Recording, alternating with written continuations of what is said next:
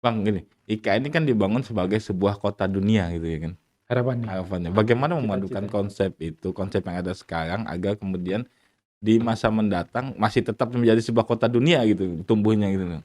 Iya, biasanya kalau kota-kota yang banyak dikunjungin di Eropa, itu, sebagai pusat pariwisata gitu ya, harapannya kan orang banyak datang Iya, ke situ iya. gitu ya.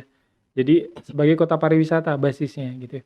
Jadi di sana ada, budaya, sejarah, dan ada bentuk bangunan arsitekturnya yang bisa dikunjungin, terus, sosial masyarakatnya itu seperti apa kalau makan di Eropa mungkin duduk di kafe-kafe Mhm, segala mhm. macam.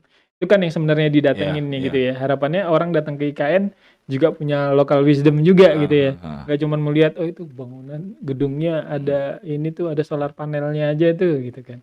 Nggak cuman itu aja ya, jadi harapannya itu bisa dinikmatin di beberapa tahun ke depan, mhm. mungkin ya local wisdom-nya itu juga yang harus dibangun. Yang Di antara, apa sih cirinya yang mau dijual di ini biar orang bisa, mengunjungi gitu ya. mhm. Nggak cuman karena ke sana cuman mau lihat istana presiden habis itu udah balik lagi. Kalau saran Abang seperti apa gitu Bang?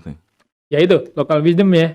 Jadi kita Misalnya contoh konkretnya misalnya kalau itu kalau wisdom ini kan ada kalau dari arsitek kan bangunan ya. iya, Jadi iya. dia, merancang, bangunannya itu, Lagam Nusantara yang dimaksud itu ya, itu loh di IKN itu sebagai ciri Indonesia tuh secara mininya seperti itu gitu ya. Mmm, Jadi mulai dari bangunannya, terus, aktivitasnya gitu ya di sana gitu. Kalau dari saran saya sosial gitu ya, mungkin, apa sih potensi yang di kawasan Kalimantan Timur atau Kalimantan mhm, itu bisa diangkat gitu ya. Kita di, task force IKN kita sempet ini loh bikin, forum diskusi mhm, sama Sarawak ya, mhm, Sarawak forum PAM, jadi, Persekutuan Arsitek Malaysia gitu ya. mhm. Jadi kita sempet berkomunikasi terus berdiskusi di Zoom gitu ya, Heeh, di sana dia ada perwakilannya berapa orang, kita ada IAI Kaltim, ada berapa orang gitu ya. Jadi di sana kita, membahas nih, tapi mereka malah tertarik terhadap IKN gitu ya. Jadi arsitek-arsitek yang ada di, mhm, Sarawak segala macam, yang ada di Serambi Kalimantan itu, mhm. juga tertarik ingin mengetahui seperti apa sih nanti konsepnya IKN itu Mmm, gitu. mhm. Kalau bisa mereka Iya, terlibat iya, gitu iya, kan. iya, Nah iya, itu iya. berarti mereka juga ingin tahu gitu ya, penasaran apakah itu nanti mengangkat local wisdom-nya dia aja, Mhm. kita aja, atau ada nilai-nilai dari Budaya budaya dari, Melayu mungkin ya? Melayu Heeh, gitu kan. heeh. Jadi mereka sangat tertarik. Pada saat saya ke sana ke IKN itu diceritain nama, salah satu, mahasiswa saya, dia bilang, "Pak kemarin 2 hari yang lalu itu ada menteri ini, PU-nya ini, Malaysia? Malaysia Heeh, heeh, datang. Dia itu, mau lihat IKN." Saya mau lihat, "Tolong jelaskan IKN itu seperti apa?" Gitu ya. heeh. Jadi itu mereka sempat datang, berarti kan mereka udah tertarik Iya. se-excited kita Heeh, gitu ya, heeh. tertariknya gitu ya. Sebenarnya seperti itu. Jadi harapannya ya ketertarikan mereka dia lihat potensi yang ada di IKN ini, oh Mhm, masyarakat yang diangkat itu adalah local wisdom-nya, apakah mereka punya ciri, tapi di sana kan, masyarakat sana itu, sebagian ini, cerita om saya, mhm. dia itu termasuk, generasi kedua yang transmigrasi di Sepaku. Iya, heeh. Nah dia jadi ibunya dulu dari Jawa terus Eee, Transmigrasi. transmigrasi di Sepaku, terus dikasih lahan 2 hektar, suruh Mhm, ngelola, dikasih rumah dari kayu. Jadi tuh kalau ke sana dia lewat, perahu tuh ke mhm, Binting mhm, gitu, mhm. sampai ke hulu gitu Iya. ya, baru ke rumah, kawasannya. Pas datang tuh kaget, "Wah ini nggak transmigrasi hutan di tengah hutan," gitu ya. Jadi tuh kawasan itu kayaknya memang, ini ya, jadi dari pemerintahan Soeharto itu udah bikin transmigrasi untuk di daerah situ, seperti Sudah ada planning oh iya, iya, dulu planning, ya iya, gitu ya, heeh, ada visi gitu ya. heeh. Nah kemudian local wisdom-nya ya bagaimana masyarakat situ ini ya, membudidayakan, sumber dayanya ya, Mhm, alamnya itu kayak mereka mancing kah, mhm, mancingnya sana mhm, ikan apa gitu kan. mhm, Tradisi-tradisi situ sih. Kalau, dari Kementerian Lingkungan Hidup saya sempat dengerin tuh, ada di YouTube, ibu siapa lupa saya. Jadi dia bercerita gini, eee banyak loh yang nggak tahu kalau di Kalimantan Timur atau Kalimantan itu secara ini, kelokalan itu sebenarnya future ekonomi, dia bilang gitu. Wah, tambah penasaran nih iya, iya. maksudnya future ekonomi apa? Dia cerita, future ekonomi itu bukan di Jawa. Di Jawa itu adalah, eee, cuman, ekonominya cuman, consumer sama services dia bilang gitu kan. Terus yang future ekonominya itu ada di Kalimantan. Future ekonominya apa? Ekosistem dia bilang gitu. Komoditi di Kalimantan itu sebenarnya nilai jualnya Kalimantan. Terus saya penasaran Hmm. apakah itu batu bara Iya, gitu, iya, kayu gitu kan. Kalau itu kan udah umum gitu. Ah. Dia bilang seperti ini.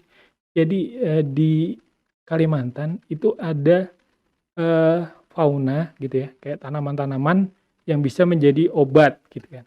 Itu jika itu diolah dan dijadikan produk industri, itu menjadi nilai ekonominya tinggi gitu ya. Seperti ada dosen Mula Warman bilang tokat ali segala macam Iya, itu iya, ya, iya. sebenarnya gitu ya.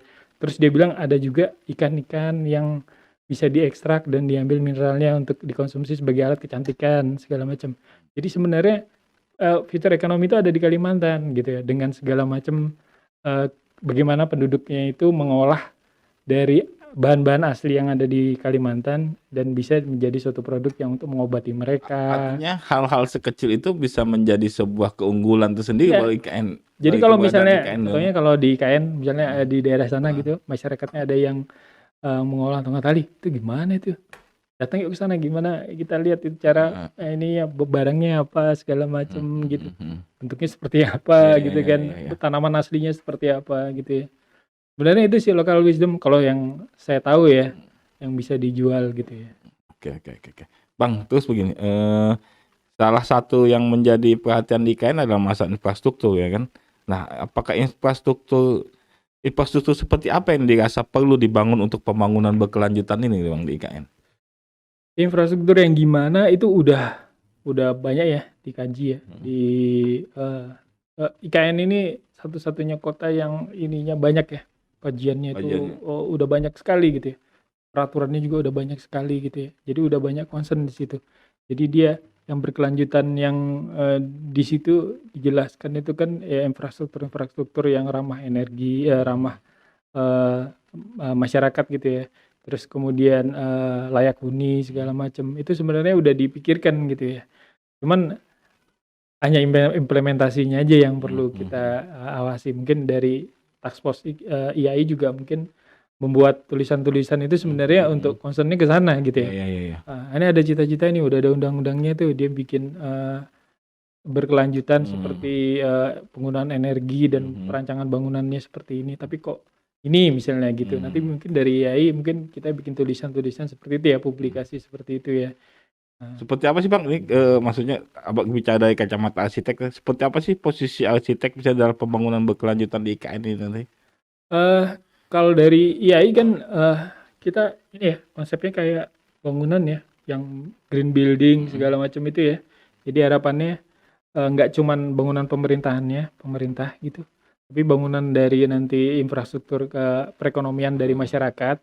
Itu kita mungkin bisa memberikan wacana gitu ya, bagaimana sih bangunan itu mengikutin rule-nya dari IKN. Misalnya kan ada KDB-nya kan udah dijelasin tuh di RTR. Jadi tuh kawasan itu KDB-nya berapa, koefisien dasar bangunannya berapa, luas bangunannya seperti apa. Jadi nanti arsitek mungkin bisa menerapkan yang peraturan yang dari RTR itu. Jadi itu harus, kalau di sekarang kan bangunan mau dibangun habis, lahannya nggak ada penghijauannya, ya mungkin bisa aja gitu kan. Tapi kan kalau di IKN dia mungkin ada peraturan yang udah jelas berapa KDB-nya, terus ada ininya. Mungkin nanti dari sisi arsitek gitu ya, kita harus ngikutin ini building code-nya. Ini kan peraturan ini sebenarnya building code nih. Iya. Jadi ini ada peraturan seperti ini, ya berarti kita harus ngikutin itu. Nggak bisa tuh nyala-nyala belakangnya kita habisin deh itu setelah dapat izinnya gitu ya. Nah itu harapannya seperti itu. Jadi menjadi penerapan ke masyarakat dengan adanya building code yang undang-undang RTR itu sebenarnya. Jadi Kalau begitu ada kendala apa saja Bang? Misalnya kendala atau peluang apa saja yang agar pembangunan di IKN ini pembangunan berkelanjutan di IKN ini bisa terus berjalan gitu? Ya ini ya tertib itu ya, tertib dari RTR itu ya. Jadi saya rasa RTR rencana tata ruang strategis IKN itu udah bagus, udah dijelasin ruang-ruangnya seperti apa gitu ya. Tinggal jika dia mau berkelanjutan ya RTR itu digunakan gitu ya, dijadiin pegangan gitu ya. Jangan sampai nanti ini kawasan udah jadi industri atau perekonomian terus dirubah gitu Dirubah ya, lagi, ya. direvisi gitu ya. Mhm. Revisi Takutnya kan ganti pemerintahan, ganti kebijakan lagi gitu ya. ganti otorita. Iya, ganti Ya, ganti otorita. otorita nanti boleh deh karena di situ ada batu baranya, Iya. boleh deh situ dicoak dijadiin ini karena kalau nggak salah tuh ada pasal yang nyebutin di RTR itu memperbolehkan alih fungsi hutan. Nah, alih fungsi yang seperti apa mungkin ya harapannya nggak nyampe ke pengolahan tambang gitu ya. Jadi mungkin dialih fungsikan jadi balai penelitian segala macam. Artinya harus dikawal terus ya kan Bang ya? Ya, Nah. jadi kalau dari GAI mungkin ya itu kita mengawasi dan mengikuti perkembangannya gitu ya. Abang kan maksudnya juga sebagai bagian dari task force IKN ya kan? Ya. IKN di YAI Kaltim. Apa sih fungsi dan tugasnya gitu kalau task force itu? Kalau task force sebenarnya tujuannya kan gugus tugas gitu ya. Jadi itu harapannya terlibat gitu ya. Kalau dari arsitek harapannya terlibat di dalam pembangunan IKN agar IKN itu menjadi memiliki apa ya nilai sejarah gitu ya. Ternyata arsitek lokal juga memiliki keterlibatan sebenarnya gitu. Dan tugas kita selain jadi turunan dari RTR itu menerapkannya di masyarakat, mungkin nanti kita ini aktivitasnya sementara karena IKN itu belum terbangun secara maksimal gitu, mungkin kita melakukan publikasi ya, jadi publikasi menulis ya, karena di anggota IKN Task Force ini rata-rata dosen, praktisi, lebih banyak dosennya gitu ya, ada yang Boris Pinah dia dosen dari Unmul ya, arsitektur Unmul, dan Mbak Irma juga dia juga praktisi akademis juga gitu ya. Jadi lebih banyak menulis publikasi paper gitu ya, biar seperti apa sih kalau IKN itu dari kacamata arsitek terus turun ke masyarakat. Iya. Nah, harapannya seperti itu gitu. Kalau dari kajian awal seperti apa Bang dari kacamata arsitek IKN ini? Ya itu, jadi kita punya tugas untuk mengikuti RTR-nya itu. Jadi bentuk bangunan sebenarnya ini ya, bentuk bangunan tuh ya fleksibel gitu ya. Tapi kan harapannya bangunan yang didesain juga ramah energi. Selain ngikutin peraturan yang udah ditetapkan di IKN, kita juga harus ngikutin filosofi energi. Masuk gedungnya apa kawasan inti IKN-nya itu low energi gitu ya. Terus bangunan di luarnya ya dia pakai pembangkit listrik tenaga batu bara apa segala macam gitu kan sudah ada nih Bang yang beda maksudnya Istana Negara ini sudah ada desainnya gitu kan. Nah, bagaimana melihatnya Abang dari sisi pemenangnya yang udah ada pemenangnya gitu ya, konsep yang pemenangnya itu. Yang kemungkinan mungkin seperti itu mungkin bangunan istananya. Ya. Kalau itu dia kalau dari filosofi desainnya dia udah ya. Jadi bagaimana konsumsi energinya juga dihitung sama dia ya. Bangunan itu ketika dikonsumsi udah aktif gitu ya pasca huni gitu ya, seperti apa gitu ya. Jadi dia udah dihitung, oh ini cuman memakan energi sekian. Terus bagaimana pencahayaan dia juga memikirkan ya. Jadi bagaimana potensi matahari yang kita punya itu maksimal diserap. Jadi kalau nggak salah itu yang beberapa yang lolos ini dia bentuknya itu koridor gitu ya. Jadi penghawaan dalam ruangan itu hanya di ruang-ruang inti yang mungkin kayak aktivitasnya itu orang duduk lama, ruang rapat itu ya ruang rapat, ruang kerja yang duduk lama dan itu membutuhkan pendingin karena orangnya kan bekerja dalam ruangan dalam waktu yang lama. Nah itu aja yang mungkin perlu pendingin ruangan. Yang koridornya dia udah ini. Kalau tapi dari segi bentuk kan dia mungkin olahan adaptasi dari lagam-lagam ya. Masing-masing selera gitu ya. Ya selera. Cuma dari konsep bangunan masa depan sudah memenuhi gitu. Ya kalau secara green buildingnya dia udah pasti udah lolos karena yang diseleksi dari ini ya pemenang sayembara pasti dia udah ini nih paling maksimal dia green buildingnya, adaptasinya bagaimana reuse air hujannya segala macam gitu ya untuk mensupport kawasannya segala macam itu. Kalau di kawasan inti IKN keseluruhan sendiri seperti apa Bang? Seperti apanya? Maksudnya apakah sudah memenuhi konsep lingkungan masa depan yang misalnya bisa dinikmati juga untuk anak cucu kita mendatang? Kalau dari desain ada ya, kita nggak salah itu dia memasukkan elemen air, memperhatikan topografi, tingkat kontur dari bangunan itu diperhatikan. Jadi dia nggak ada melakukan cutting fill yang berlebihan. Jadi kontur yang sudah ada itu dimaksimalkan.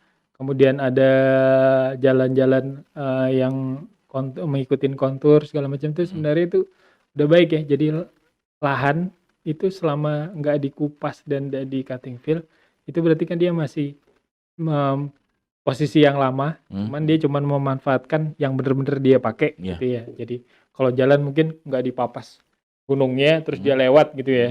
Jadi mungkin dia ngikutin konturnya, jalannya segala macam. Kalau dari desain yang negara rimba tuh kayaknya udah masukin nilai-nilai ini ya pembangunan ya, karena apa yang dinikmati sekarang misalnya itu jadi mungkin masih bisa dinikmatin di masa depan gitu ya. Berapa puluh tahun ke depan gitu, Bang, Ya gitu. Harapannya seperti itu. Bang, IKN ini kan salah satu misalnya kota yang dibangun dari awal gitu ya kan. Dari dirancang dan dibangun dari awal. Ada nggak misalnya contoh kota-kota lain misalnya di Indonesia atau di dunia yang konsepnya serupa dengan IKN gitu, konsep awal pembangunannya itu? Ada sih, Batam. Batam itu sebenarnya kota yang direncanakan mengikuti Singapura, adaptasi dari ini Singapura ya. Tapi dalam prakteknya? Prakteknya sih nggak tahu realnya seperti apa. Tapi saya pernah mengetahui dan pernah ke Batam juga, di Batam itu untuk utilitas listrik. Ya, bahkan nggak ada kabel listrik di atas ya. Di bawah itu berarti kan kotanya udah dipikirkan gitu ya. Nggak ada kabel belintangan di mana-mana. Itu udah sebenarnya dia dirancang sebagai kawasan kota industri gitu ya, berbasis industri. Untuk menjadi saingannya Singapura, kan cuma sebelahan aja itu. Jadi orang tapi ternyata Singapura nggak cuman infrastrukturnya aja. Sekarang dia udah bisa ekonominya sekarang berbasis ini kan, perbankan kan dia sudah sekarang.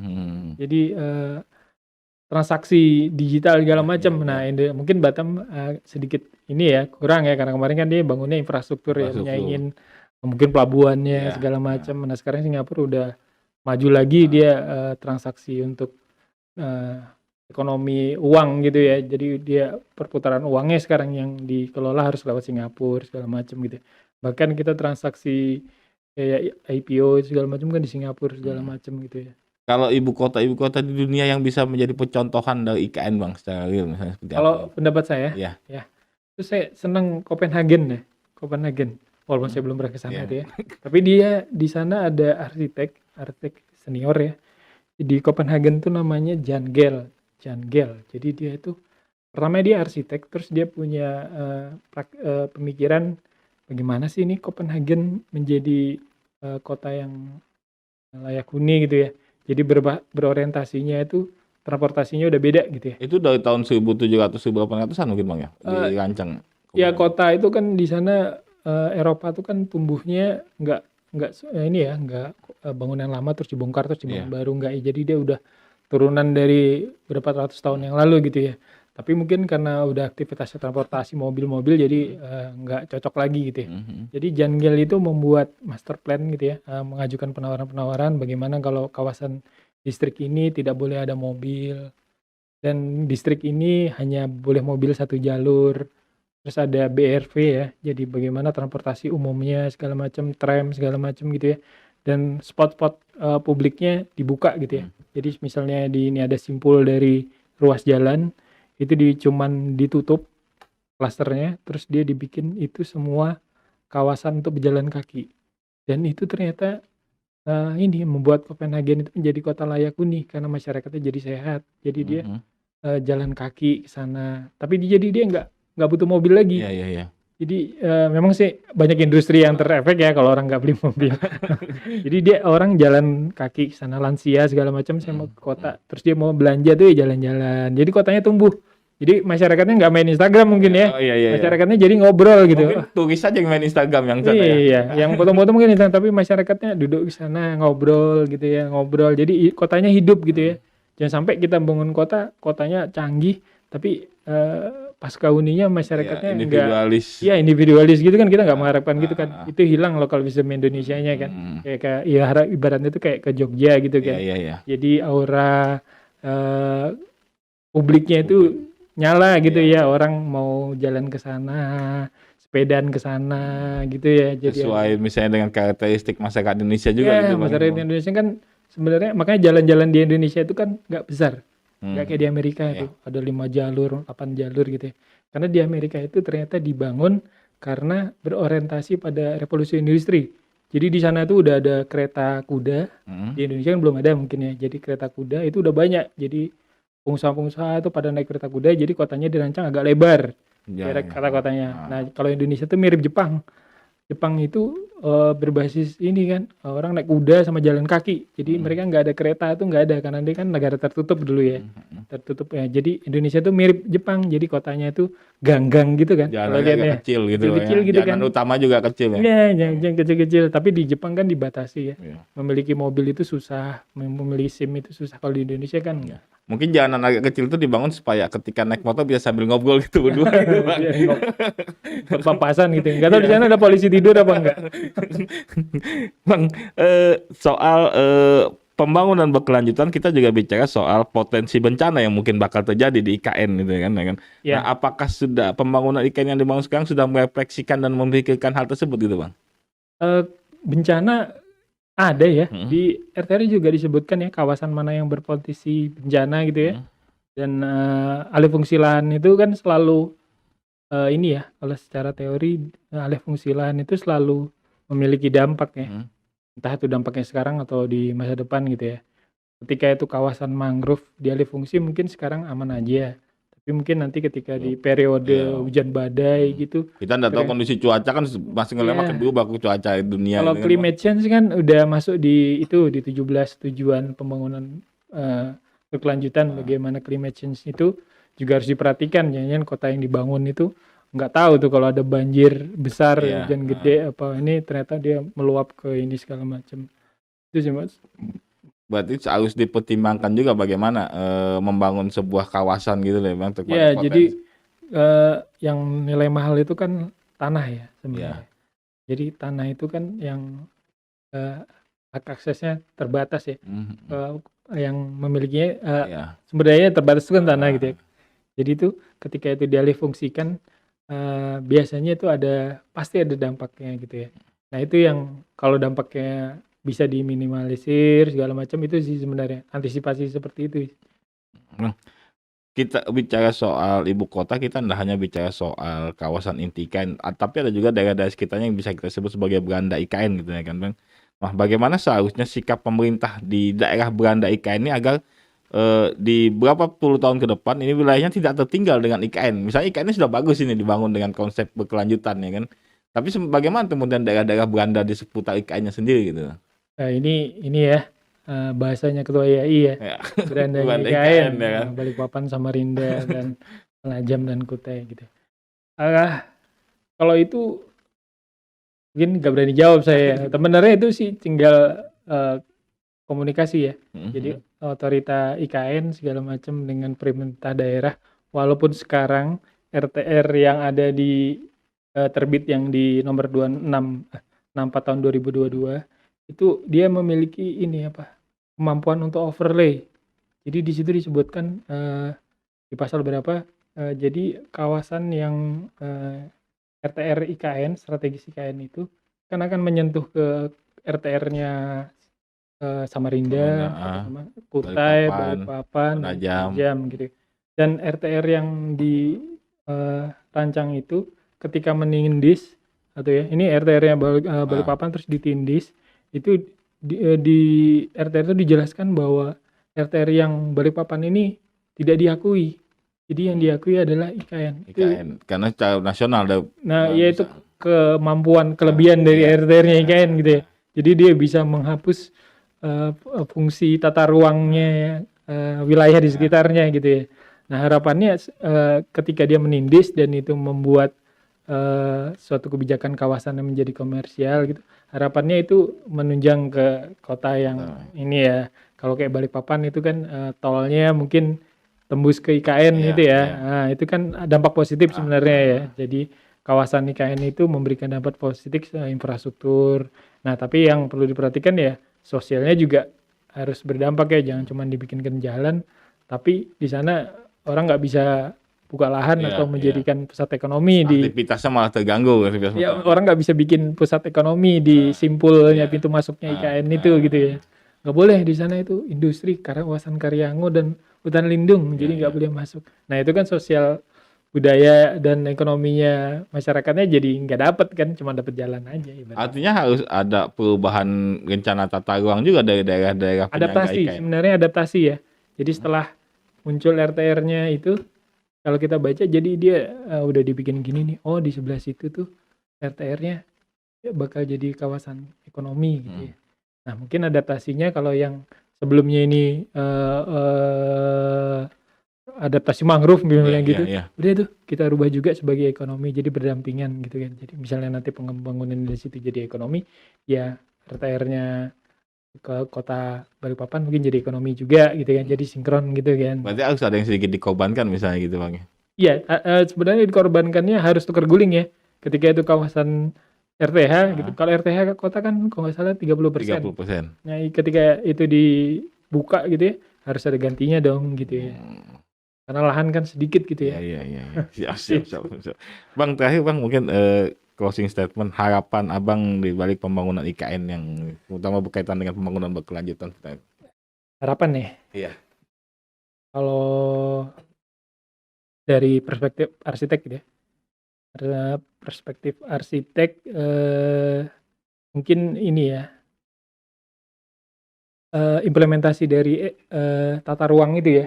Jadi bagaimana tata ruang yang udah dibuat itu memang benar-benar diimplementasikan, dibuat gitu ya. Jadi harapan dari kajian-kajian sebelumnya yang membuat ini kawasan IKN berkelanjutan, berfilosofi kelanjutan ini bisa jalan gitu ya. Jangan sampai RTR yang ini nanti direvisi gitu. Arsitek juga bingung nih. Nah, ini kawasan ini permukiman nih udah kita ikutin filosofinya, building code-nya, peraturannya. Ternyata bisa dia berubah 5 tahun kemudian itu jadi kawasan industri. Kan jadi ini ya artinya asistensinya kurang jadinya. Maksudnya harus dikawal bener-bener. Ya gitu. Kalau memang cita-citanya membangun kota yang terencana ya memang rencana awal dong yang jadi pegangan ya. Jangan rencana yang berubah lagi 5 tahun, rencana yang berubah lagi 6 tahun gitu aja sih. Ya, konsistensi ya. Ya mungkin gitu aja sih. Oke, siap. Makasih banyak Bang Agus atas waktunya hari ini. Semoga para Tribuners mendapat pencerahan ya kan dari sisi kacamata arsitek bagaimana pembangunan berkelanjutan di IKN. Tribuners, bicara soal IKN kita tak hanya bicara pembangunan saat ini, tapi kita juga bagaimana mewariskan sebuah wilayah kota bagi generasi-generasi mendatang. Saya rasa sampai di sini dulu perbincangan kita dalam IKN Inside Talk Show hari ini. Kita akan jumpa lagi pekan depan dengan bahasan-bahasan berbeda dan pastinya menarik yang mengulas sisi lain dari pembangunan IKN Nusantara. Saya Januar pamit, sampai jumpa. Terima kasih sudah nonton. Jangan lupa like, subscribe, dan share ya.